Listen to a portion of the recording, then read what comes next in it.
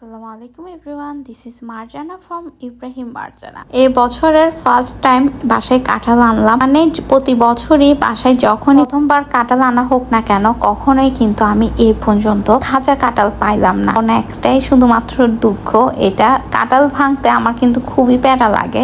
কিন্তু যখনই ভিতরে দেখি যে কাঁঠালের কোষটা অনেক বেশি সুন্দর বলতে আমার কাছে যেটা ভালো লাগে ওটা হলো খাঁচা কাঁঠাল। কোষটা একটু শক্ত হবে, কিন্তু কাঁচা না আবার পাকাই, কিন্তু কোষটা শক্ত আর খেতে অনেক বেশি মিষ্টি হবে। এটাকে আমরা খাঁচা কাঁঠাল বলি। আপনারা কে কি নামে চিনেন অবশ্যই কিন্তু কমেন্ট সেকশনে কমেন্ট করে জানাবেন। যদিও আমার কাঁঠাল ভাঙা দেখে কিন্তু আমাকে গালাগালিও আপনারা করতে পারেন, যেহেতু আমি পারফেক্ট ভাবে কিন্তু কাঁঠাল ভাঙতে পারি না। যেভাবেই পারি সেভাবেই করছি, গাছটা যেহেতু খেতে হবে। এদিকে আমি কাঁঠাল নিয়ে যুদ্ধ করছিলাম, আর এদিকে বাপ ছেলের ঢঙের শেষ নাই। দেখতেই পারছেন ওয়াদি বেবি কত কিউরিয়াসিটি নিয়ে এটা দেখছে, আর একটু পরপর জিজ্ঞেস করছে যে এগুলো কি। যাই হোক, হাতে কিন্তু আমি এদিকে সরিষার তেল লাগিয়ে নিয়েছি, যেহেতু কাঁঠালটা অনেক বেশি কষ। হাতে সরিষার তেল এভাবে লাগিয়ে কাঁঠাল ভাঙলে কিন্তু কাজটা অনেক বেশি ইজি হয়। এবারের কাঁঠালটা অনেক বেশি কষ ছিল, যদিও পুরা হাতই আমার, বিশেষ করে দেখতে পাচ্ছেন ফিঙ্গারগুলো একেবারে কষে ভরে গিয়েছে। যাই হোক, কাঁঠালগুলোর অবস্থা দেখতে পাচ্ছেন অতটা খারাপ ছিল না।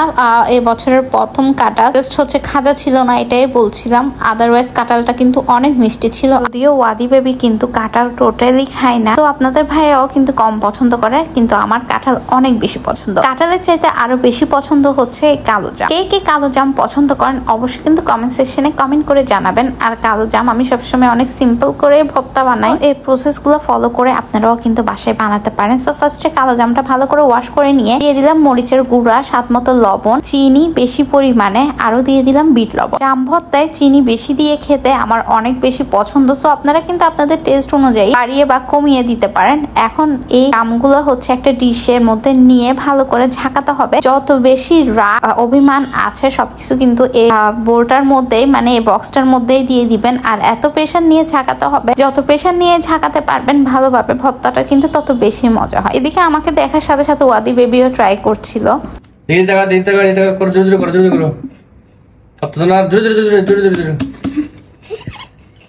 সো অনেক ঝাঁকাঝাঁকি করার পর এই হলো এই আমার জাম ভর্তার লুক। দেখতে পারছেন জামগুলো কিন্তু ঝাঁকানির কারণে অনেক সফট হয়ে যায়। দেন হাত দিয়ে এভাবে একটু কচলিয়ে মাখিয়ে নিলেই কিন্তু মজাদার জাম ভর্তা রেডি। অনেকে জাম ভর্তায় শুকনা মরিচ, কাঁচা মরিচ অথবা সরিষার তেল ইউজ করতে পারেন, তো আমার কাছে এগুলো ছাড়াই কিন্তু শুধুমাত্র মরিচের গুঁড়া দিয়েই এই জাম ভর্তাটা খেতে অনেক বেশি ভালো লাগে। তো ওয়াদি বেবি কিন্তু কাঁঠাল, জাম আর এই সামার সিজনে কিন্তু যে ফ্রুটস গুলো পাওয়া যাচ্ছে ও কোনোটাই লাইক করছে না। কেন এমন হচ্ছে আমি জানি না, কার কার বেবিরা এমন করে অবশ্যই কিন্তু জানাবেন। আমার কাছে তো শুধু মনে হয় ওয়াদি বেবি এমন একটা বেবি আম পছন্দ করে না। ম্যাঙ্গো তো বেবিরা অনেক বেশি পছন্দ করে, কিন্তু ওয়াদি বেবি কেন জানি ম্যাঙ্গো, লিচু, কাঁঠাল, জাম কিছুই লাইক করছে না, ও মুখে টোটালি নেয় না। আপনাদের কারো বেবি যদি এমন হয়ে থাকে অবশ্যই কিন্তু কমেন্ট সেকশনে কমেন্ট করে জানাবেন। তো এদিকে আজকে আপনাদের সাথে সিজনাল ফ্রুটস এর একটা ভিডিও শেয়ার করলাম, আশা করছি আপনাদের ভালো লাগবে। এই আমটা কিন্তু উপরে অনেক সুন্দর ছিল, আর ভেতরে কাটার পর দেখলাম